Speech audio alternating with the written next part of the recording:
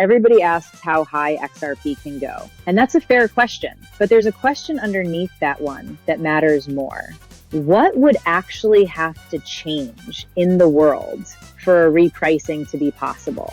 And I'm not going to speculate. I'm going to walk you through a real public document, one from the bank that central banks use. It's called Trust Bridges and Money Flows. It's a July 2023 working paper from the Bank for International Settlements, published with the International Monetary Fund. The BIS is the bank that central banks use. Domestically, a central bank gives banks two things. Number one, a common settlement asset. Number two, a common platform. So money moves. It moves because everyone's using the same rails. Everything stays in sync instantly.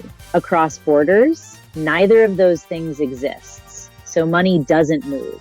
Banks build private relationships, one pair at a time, a bilateral system. The paper puts arithmetic on it. Without a hub, connecting n banks takes n times n minus 1 relationships. That's a lot of relationships. With a hub, it drops to 2n, dramatically simpler. That's the core of the uprising. Now here's what actually drives the cost of moving money across borders. The paper identifies two critical inefficiencies. Trapped liquidity, money sitting still while it waits to clear, that's 34% of the cost. Imagine a third of your power just idle. FX risk, the risk of exchange rate movement while the money's in flight, that's another 15%. More friction, more loss. Add those together, roughly half the cost of a cross-border payment is money that's not actually moving. It's just sitting there. That's the problem. In the section on who could actually build this kind of marketplace, the authors named 3 existing models, and this is significant. The first one they name is RIP Pulls XRP. It's also defined right in the glossary of the paper. It's right there in black and white. Now let me keep this honest. They didn't endorse XRP.